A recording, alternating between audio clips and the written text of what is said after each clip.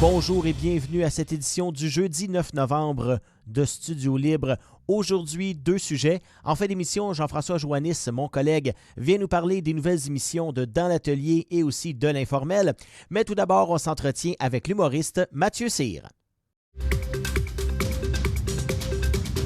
Mon prochain invité s'est allié à un autre humoriste qui me fait bien rire. Juste à les regarder, on a le goût de rire. Et avec son look de Jésus des temps modernes, il a décidé de se prendre, en fait, au mode expérimental, pour les biens de la cause, pour un gourou. On va lui parler, l'humoriste Mathieu Cyr. Bonjour Mathieu. Salut! Et je disais d'entrée de jeu, tu t'es allié avec Olivier Martineau, l'autre humoriste, pour créer un spectacle. Show. Et comment ça vous est venu l'idée de créer ce spectacle-là à deux? Parce qu'on sait, vous avez des tempéraments quand même assez similaires, je pourrais dire. Là. Vous êtes tous les deux très, très, très énergiques. Comment ça s'est créé, ce spectacle-là? Ben, c'est tout simplement le fruit du hasard. Ben, pas le fruit du hasard, mais le timing. Le timing était là. Moi, j'avais fini mes saisons de Skate Le Monde, qui me faisait me promener un peu partout à travers la planète. Puis Olivier venait de finir son deuxième one-man show. Fait que là, on s'est dit, garde, on va s'associer ensemble, faire un show, une espèce de show qui va servir de pont entre mon deuxième one-man show puis lui, son deuxième one-man show. Puis finalement, écoute, le buzz a tellement pogné que c'est devenu un projet en soi. Là. C'est complètement fou. Les salles nous appellent pour qu'on joue là-bas. On est rendu à 20 000 billets vendus, puis c'est uniquement de la promo sur le web jusqu'à présent. Fait que vraiment, on est super content du buzz. Ça prouve que le bouche-à-oreille fonctionne vraiment bien. Mm-hmm. Quand on crée un spectacle comme ça, surtout avec un titre aussi évocateur, Avant la fin du monde, on parle de quoi dans ce spectacle-là? Ben, tu sais, comme tous les one-man shows, le titre est une excuse pour compter des jokes là-dessus. Mm-hmm. Fait que c'est sûr qu'avant la fin du monde, on y va. On déconne autour de qu'est-ce que ce serait s'il y avait la fin du monde, comment on reconstruirait le monde. Puis là, on passe à travers tout, là, les relations interpersonnelles. Là, moi, je parle de la poignée de main, des enterrements, combien ça coûte quand quelqu'un meurt, les espèces d'arnaques que tu as partout à gauche et à droite. Puis on embarque le public avec nous autres comme s'il était dans un bunker. Comme si c'était tous des survivants qui sont dans un bunker. Puis là, on a survécu à l'apocalypse. Là. À cette heure, qu'est-ce qu'on fait? Ouais, c'est vraiment cool. Le monde embarque à fond la caisse dans la proposition, puis c'est le fun d'avoir le public embarqué de même. Et quand on revient d'un show comme ça doit faire quand même... On doit être épuisé parce qu'avec Olivier Martineau à côté, essayer de le suivre, il a son style en lui-même, son style propre que peu d'humoristes ont. Je comparais ça généralement, son fameux monologue 12 jokes qu'il avait fait à Comédia, qui est une référence, là, ça a été vraiment un... Comment on fait pour suivre un gars comme ça, même si on est énergique? Là? Lui, il est comme une coche à part. Là. Ben, on a chacun notre style. Je vais te dire, je pense qu'on a autant de jokes au pied carré. Il faut que tu viennes voir le show. Il faut que tu viennes voir le show, puis tu verras que ça se tient. Il n'y a pas de temps mort. Moi, c'est ça que j'aime. C'est ça que tout le monde écrit d'ailleurs. Ils disent, on a bien des critiques de gens qui disaient, je t'avais déjà vu en show tout seul, j'avais déjà vu en leur show tout seul, mais les deux ensemble, écoute, c'est de la dynamite. C'est souvent ça qui ressort, là, comme quoi c'est vraiment explosif les deux ensemble parce que Oli a son style de petit caporal fâché. Oui, un peu. Moi, dire comment ça marche. Moi, j'ai mon style de gars qui pète sa coche aussi sur des choses à gauche puis à droite. Fait que c'est vraiment... t'es sur le bout de ta chaise tout le long du show. Ouais. Ça, j'en doute pas parce que, je t'ai vu en spectacle à Mont-Laurier, au Festival Joyeux Mont-Laurier, et puis t'as vraiment cassé la baraque. Comme disait l'autre, t'es tué, comme disait Louis-José Hood dans son spectacle. Ça a été vraiment super intéressant. Puis après, on s'est jasé un peu, puis t'as pris le temps de jaser avec tout le monde qui voulait te jaser, puis tout ça. Puis t'as l'air vraiment d'un gars qui est comme chill, cool, qui prend ça relax, qui se stresse pas avec la vie. Est-ce que c'est ça dans le quotidien? Ben oui, je veux dire, d'ailleurs, tu me parles de ça, puis j'ai pris le temps de parler avec le monde, puis le lendemain, moi, j'ai une compagnie de skateboard aussi, fait que j'avais une démo de skateboard, je pense que c'était à Châteauguay le lendemain matin, fait que, évidemment, je n'ai pas fait Mont-Laurier, Châteauguay en avion, fait qu'il fallait que je me tape le trajet, mais pour moi, c'est quand même important de rester puis de parler avec le monde, parce que je me dis, si tu t'es déplacé pour venir me voir en show, puis que tu as fait, il y en a qui font des fois des 1 heure, 2 heures, Oui. 3 heures de route, en plus du fait que tu engages une gardienne, tu vas au restaurant, puis tout ça. Tu as pris ce temps-là pour moi. Là. Fait que la moindre des choses, c'est que je prenne une couple de minutes pour te jaser après le show si tu veux me parler. Je trouve ça, je trouve ça un peu douche, ceux qui veulent pas parler avec le public après un show. Moi, je trouve que on est tellement, tu sais, veux pas, ce que je vends, c'est pas un service essentiel. Là. Je m'en vais pas réparer un dégât d'eau dans ton sous-sol. Là. Je m'en vais compter des jokes. Fait que si tu m'as choisi parmi les, tu sais, je pense qu'il y a plus d'humoristes que de population à cette heure au Québec. À peu Fait que près. si tu m'as choisi pour venir me voir, ben, la moindre des choses, c'est que je passe un peu de temps avec toi après le show, si tu veux. Tu es vraiment quelqu'un de qu'on a le goût de suivre. T'sais. Et puis, d'ailleurs, le projet Comment devenir un gourou, c'est ça. Là. C'est justement de démontrer à quel point ça peut être facile de devenir une sorte de gourou de à peu près n'importe quoi. Comment ça t'est venu? Comment on t'a approché pour ça? Est-ce que, bon, je disais en entrée de jeu que c'est un look de Jésus des temps modernes, mais est-ce que c'est un peu pour ça ou est-ce que c'est parce que tu as une facilité à embarquer le monde? Ben, c'est un mix des deux, je pense. Tu sais, ils sont venus me chercher, Pixcam est venu me chercher pour comment devenir un gourou parce que, ben, premièrement, comme tu dis, j'ai le look. Mhm. Puis j'étais willing de faire le stunt parce que c'est surtout ça. Tu sais, ça prend quelqu'un qui est game de dire aux gens qui le suivent. Si tu additionnes mon Facebook, TikTok, Insta, le kit, j'ai 500 000 personnes qui me suivent sur ces réseaux sociaux. Fait que de dire, OK, moi, je suis game de faire croire à ces personnes-là pendant 6 mois que ce que je fais maintenant, c'est au-delà de l'humour, ce que je fais le plus, c'est des conférences. Mhm. Puis je suis ultra pierre d'énergie, puis feng shui, puis envoyé donc toute la patente, tu sais. C'était ça qui était. Ça prenait quelqu'un de game, là, tu sais. Puis moi, je trouvais que ça valait la peine de faire ça parce qu'il y a tellement de monde qui se font avoir par des gourous. Puis moi, je suis un grand naïf. Moi, je suis le genre de gars qui. On revient 20 ans en Ah oui. arrière, là. Ah, tu serais débarqué avec un truck, tu t'aurais ouvert la boîte du truck, tu disais, hey, j'ai des TV en surplus, t'en veux-tu? Je t'ai vendu à 100 piastres, je les aurais achetés, je serais rendu chez nous, là. Qu'est-ce que c'est des boîtes de Fruit Loops. Tu sais, ça, c'est le genre de gars que j'étais v'là une vingtaine d'années. Fait que de pouvoir aider des gens qui peuvent se faire avoir parce que avec les moyens d'aujourd'hui, Oui. tout se retrouve tellement vite sur le web, puis tu peux tellement avoir de pression à gauche et à droite pour embarquer dans des mouvements. Puis un coup que tu es dedans, avec les algorithmes qui t'envoient tout le temps des nouvelles puis des choses en lien avec ce que tu as cliqué, ben, tu te fais endoctriner dans le temps de le dire. T'sais. Fait que je trouvais que ça. Il fallait faire une émission qui shake un peu là-dessus.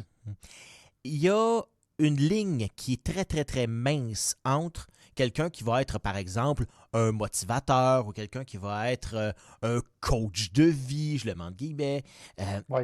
et ça peut déraper. Le gourou, même toi aussi, tu t'es fait prendre un peu par la production avec certains comédiens, tu le disais d'ailleurs, tout le monde en parle, que, bon, tu l'as su par après, mais tu pensais vraiment, mon Dieu Seigneur, ça marche mon affaire, là, Ouais. ça fait peur aussi, là.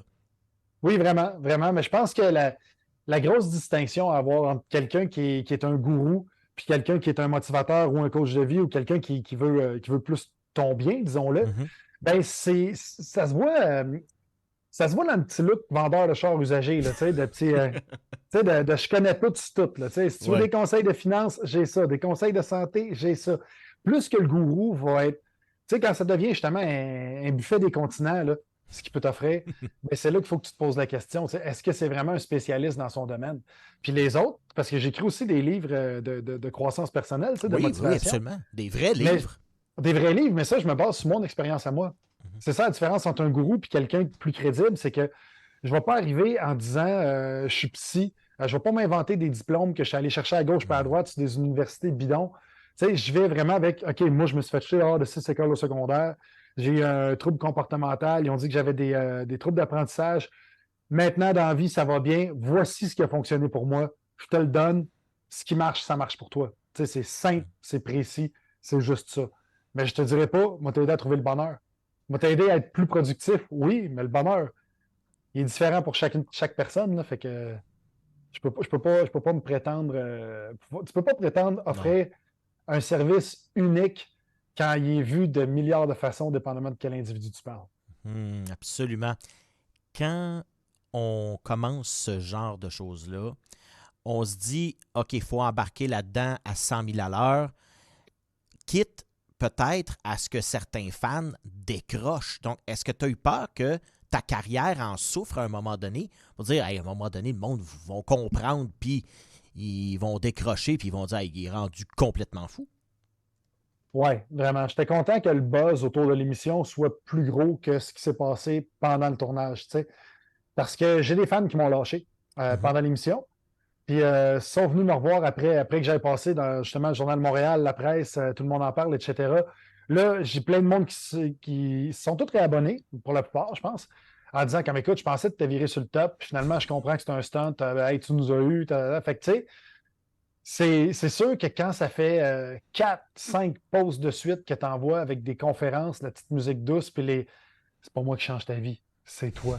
Tu sais, ceux qui me voient en show puis qui me voient compter mes jokes de graines, là, ils voient le clash entre les deux, ils disent ouais, qu'est-ce qui se passe avec Mathieu? Tu sais, fait que c'est ça. Ça a vraiment été libérateur pour moi quand j'ai passé à toutes ces émissions-là. Oui, parce que là, on se dit, bon, est-ce qu'à un moment donné, il faut quand même garder la raison parce que on peut se dire, on sait que c'est un tournage, on sait, mais ça peut jouer dans notre tête. Est-ce qu'à un certain moment donné, tu es obligé de consulter des gens pour dire, oh non, non, OK, on va te ramener ou tout ça, ou vraiment tu as gardé la tête froide tout le long? J'ai gardé la tête froide, je te dirais 80%, 85% du temps. Ça m'a joué dans la tête à un moment donné quand je voyais que des vrais gens embarquaient. Ça m'a joué dans la tête dans les deux sens. Dans le premier sens, la première façon que ça joue dans la tête, c'est parce que tu t'attribues ce mérite-là. Puis ça, c'est vraiment pas la bonne façon de voir ça. Fait que j'essaie de me distancer le plus possible de cette impression-là, de dire waouh, je suis donc bien bon dans ce que je fais, puis c'est bien cool que le Hmm. monde embarque. Puis la deuxième chose, c'est t'as la chienne qui se passe de quoi de grave. Tu sais, parce que moi, je disais juste des messages flous. Je disais juste, hey, tu veux connaître le bonheur, viens me voir. Tu veux améliorer ta vie, viens me voir. C'était flou, flou, flou. Puis on voulait que ce soit ça parce que on voulait pas que quelqu'un lâche sa médication, quelqu'un sorte Non. d'une relation. Tu sais, des fois, tu peux dire, ah, d'après ce que telle personne m'a dit, ma relation avec toi est toxique. Puis là, tu lâches ta blonde, tu lâches ton chum, whatever. Fait on veut pas que ça arrive, tu sais. Fait que c'est ça qui me donnait le plus la chienne quand j'ai vu des vrais gens embarquer, tu sais. Puis heureusement, il n'est rien arrivé. Ouais. Heureusement, parce que ça peut justement te jouer dans la tête après, parce que là, tu dis, hey, les conséquences peuvent être complètement démentes pour une personne là, qui peut justement, là, ça peut causer des divorces, comme tu disais, ça peut causer toutes sortes de choses. Est-ce qu'à un moment donné, le gourou a cette conscience-là, ou est-ce que justement c'est ça qu'il définit en disant non, moi je me fous bien des conséquences que ça peut avoir, mon seul objectif, mon seul intérêt personnel est là. Je pense pas que le gourou ait cette conscience-là.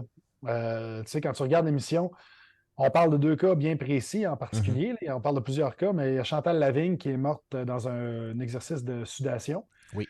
Bernard Lachance qui, lui, a cessé sa trithérapie Mm. alors qu'il était rendu que le VIH s'était développé en sida. Tu sais. Puis tu le vois, c'est ça aussi qui m'a shaké. Là, tu le vois quelques semaines avant qu'il shake ses pelules en disant il n'y en a pas de virus. Oui, on s'en Et souvient. là, là. Tu sais, puis il dit ça, c'est tout inventé. Puis il est où mon sida? Il est où? Montre-moi là dans mon sang. Puis il est tellement convaincu, il est tellement rendu creux dans cette espèce de doctrine-là que tu ne peux plus en sortir. Tu peux pas en sortir rendu là. Tu sais. Fait puis pourtant, c'est des gens qui l'ont poussé à faire ça. Puis Oui. si tu interviews les gens qui l'ont poussé à faire ça aujourd'hui, ils vont se dédouaner de ça en disant non, non, j'ai jamais dit ça. Moi, j'ai suggéré à Bernard de prendre tel truc parce que telle étude disait que c'était mieux. J'ai simplement été le messager. Tu sais, c'est ça le propre du gourou.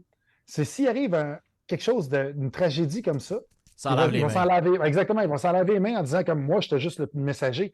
Mais si ça vire en succès, là, il va reprendre le succès sur ses épaules en disant c'est moi qui ai créé ça. Fait que c'est vraiment un double standard. Là. Si ça va bien, c'est à cause de moi. Si ça va mal, c'est à cause des autres. C'est Mm. vraiment ça, les gourous. C'est un peu comme nos équipes de hockey, c'est comme on a gagné, ils ont perdu. Un peu. Ouais, exactement. T'es un fan, tu disais, de skateboard aussi. Tu fais. Donc, c'est quoi que tu trouves dans ce monde-là du skate qui te permet de décrocher, justement? Ben, le skate, c'est tellement un sport spécial. Je suis content qu'on en parle. Tu sais, c'est plus qu'un sport, c'est un style de vie.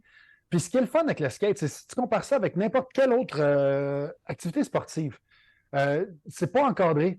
Tu sais, c'est un peu comme, justement, c'est un peu comme le jogging, mais tu peux développer des trucs versus le jogging que tu cours, puis faire 15 ans que tu fais du jogging, tu le fais approximativement de la même façon. Tu n'acquiers pas des nouveaux trucs, tu n'as pas des nouveaux, entre guillemets, skills à force de faire du jogging. Tandis que en skateboard, tu peux t'améliorer, tu es tout seul, tu n'as pas d'équipe adverse, tu n'as pas de temps, tu n'as pas de limite, tu n'as pas 3 périodes de 20 minutes, tu n'as pas de terrain de jeu. Oui, tu peux aller au skatepark, mais si tu vas en faire dans la rue, tu en fais dans la rue. Puis tu as une espèce d'expression artistique que tu as dans très peu de sports. Tu fais tes trucs à ta façon. Tu regardes un skater juste de la façon qu'il se pousse. Avant même qu'il fasse un ollie ou n'importe quoi, il a son style versus quelqu'un d'autre qui se pousse d'une autre façon. Déjà, ça te définit parce que c'est tellement un sport qui est connecté à toi. Ça te déconnecte du reste. Puis l'autre chose, c'est que tu n'as pas le choix d'être dans le moment présent. Tu joues au golf, là. Tu as ton set de clés de bain pépère dans tes poches, tu marches, tout le kit. Tu as le temps de penser, hey, j'ai-tu payé telle affaire? Hey, j'ai-tu mis le système d'alarme? Hey, mon hypothèque, tu es dans ta tête jusqu'à temps que tu frappes ta petite balle. Là, tu déconnectes quand tu frappes ta balle parce que tu n'as pas le choix d'être dans le moment présent. Mais dans le skate, c'est comme si tu frappais ta balle tout le temps. Tu es tout le temps dans le moment présent parce que dès que tu décroches, tu te pètes la gueule. Fait que faut que tu regardes. Oui, il faut que tu regardes. Y a-tu des roches autour? Ça avance-tu? Y a-tu une côte qui s'en vient? Parce qu'il faut que tu sois là, il faut que tu sois impliqué. Et c'est ça vraiment qui apporte une espèce de distanciation par rapport à tous les problèmes que tu as, tous les problèmes que tu peux avoir dans la journée. Tu les prends, tu les mets dans la poubelle. Ben, tu les mets pas dans la poubelle parce que tu les reprends après. Mais tu les prends, tu les mets de côté. Tu vas skater. Puis après ça, ben, il te retombe dessus. Ben, c'est ça. On ne parlera pas du après, là, mais le pendant, c'est ça que ça fait. On te retrouve sur scène et puis les gens vont dire à peu près la même chose. Quand on va dans un show d'humour, ben, on oublie un peu tout ce qui se passe dans notre vie. On décroche vraiment. Toi, est-ce que c'est justement ce décrochage-là que tu as besoin en faisant du skate? Ah, tout à fait. Puis les deux sont comparables. Tu sais, quand je fais du skate, tu te donnes, t'es là, tu penses à ton truc. Tu sais, quand on y pense, là, ça sert à rien de faire un kickflip. Ça sert à quoi? Non, Qui, passé 40 ans, va aller voir quelqu'un, hey man, je fais des kickflips, puis l'autre va dire, hey, c'est vraiment cool, mon chum. Ça sert à rien. Puis c'est ça qui est le fun, c'est quand tu fais quelque chose qui sert à rien, c'est là que tu te découvres toi-même. Parce qu'on fait beaucoup de choses en tant qu'adulte, si c'est pas la plupart des choses, on les fait pour que ça serve à quelque chose. Tu peux acheter des trucs qui servent à rien juste parce que le truc va prendre de la valeur. Tu regardes un pylône électrique. Tu sais, j'ai jamais voulu de pylône électrique. Moi, mais si tu me dis je te le vends à 25$, je vais me dire, Christy, il y a sûrement plus que 25$ de métal là-dessus. Fait que m'acheter un pylône électrique. Il y a un petit deal. Il y a du deal, exactement. Puis c'est complètement absurde, mais à quelque part, tu sais, c'est même tu fais de l'argent. Mais je veux dire, on est tellement ancré dans cette chose-là qu'on oublie de faire des choses qui servent à rien. Fait qu'on fait tout le temps tout en fonction de sauver du temps, sauver de l'argent, sauver ci, sauver ça. Mais quand tu fais ton kickflip ou tu essaies un truc comme ça, tu ne sauves rien. Là. Tu sauves rien, tu fais juste être là. C'est la même chose sur scène. Quand tu vas voir un show d'humour, ça ne sert à rien. Là. Ça sert à décompresser, mais ultimement, là, que tu viennes voir un show de n'importe quel humoriste, je nous inclus là-dedans. On est inutile, on est du divertissement pour que tu aies du fun. Puis avoir du fun, ça sert à décompresser, mais en dehors de ça, ultimement, ça sert à rien. Puis c'est pour ça que tu as du fun. Je sais pas si je me perds trop dans ta tête. Non, absolument pas. Absolument pas. C'est vraiment intéressant. Puis moi, j'adore l'humour. Je suis un fan fini. Et puis, 25 novembre, avec Olivier Martineau, tu vas être à la salle Odyssée. Ouais. Et c'est un spectacle à ne pas manquer. Si vous voulez voir deux gars qui sont vraiment crinqués à vous faire rire, ben c'est eux autres. Mais merci beaucoup. En fait, c'était un show où tout se dit puis rien se répète. Ah. Fait que c'est ça. Merci beaucoup, Mathieu Cyr, d'avoir été avec nous. Merci à toi.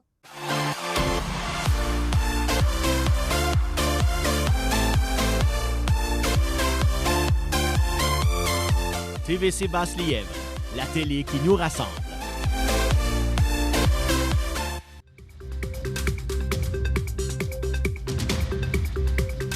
Salut Jean-François, merci d'être avec nous aujourd'hui encore une fois. Ça fait plaisir. Tu as été là à la première, le 2 octobre, pour me tenir compagnie avec la caméra.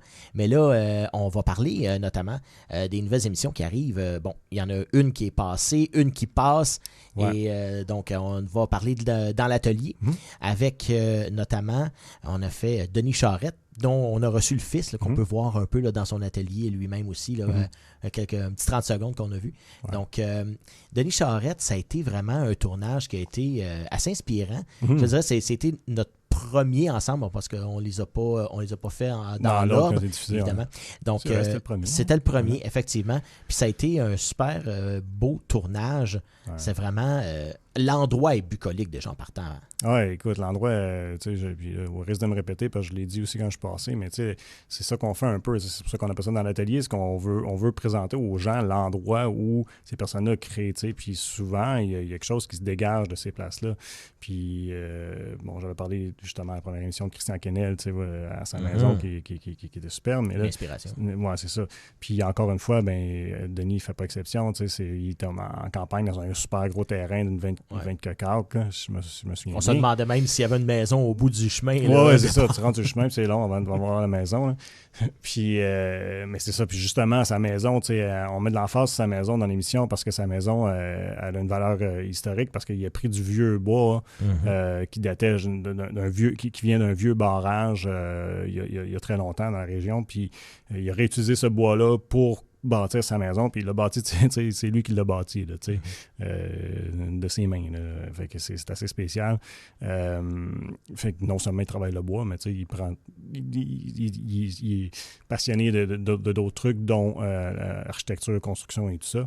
Fait que c'est un gars qui est bourré de talent, on s'entend. Puis c'est ça, puis je veux être unique sa maison, là, fait que ça dégage beaucoup, puis là, t'es en forêt, tout ça, puis il y a plein de ces sculptures qui sont un peu partout sur le terrain, fait que tout de suite, tu vois qu'est-ce qui se passe là. Il y a une atmosphère, là. Il y a une atmosphère, ouais. Tu vois que c'est un gars qui crée, puis qui là, pour employer un terme un peu plus drôle, qui gosse du bois, tu sais. Oh, ouais. Fait que... puis là, c'est ça. Puis aussi, il y a des choses qui fait que c'est gros, là, c'est monumental, là, ce qu'il va faire. Puis autant ce qu'il fait de gros que comme ces sculptures sont plus petites, c'est super beau ce qu'il fait. C'est vraiment spécial. Puis vraiment un gars de talent. Puis un gars inspirant parce que il a découvert aussi toute la culture autochtone dont il s'inspire. Puis il étudie ça.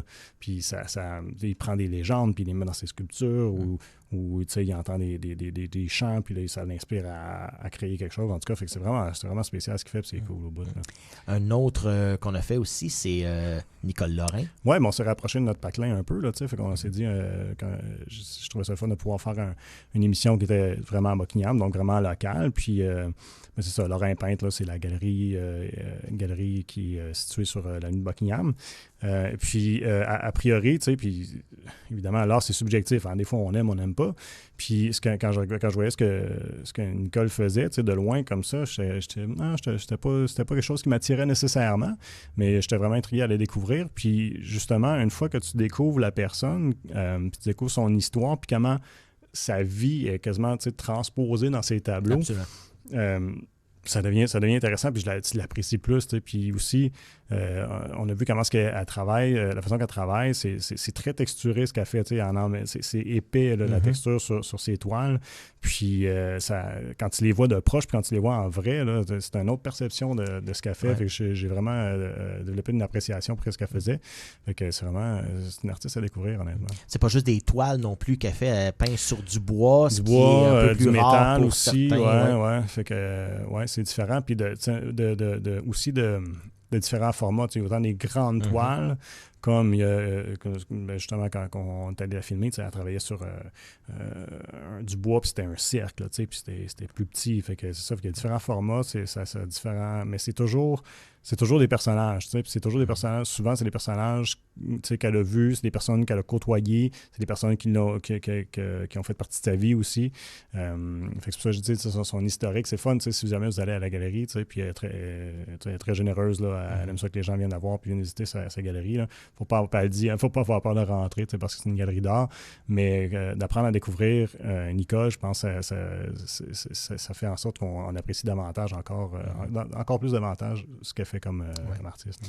Et un autre qui s'en vient, parce que là, Nicole Lorrain, c'est ce qu'il joue présentement, mais un autre qui s'en vient, c'est Maria Rosa Sikowska, qui est une artiste muraliste qu'on connaît. Bon, on s'entend qu'à Buckingham, on la connaît, là, c'est clair, parce que quand on passe la nuit de Buckingham, encore une fois, là, sur la librairie Rosemary, c'est elle qui a fait la murale.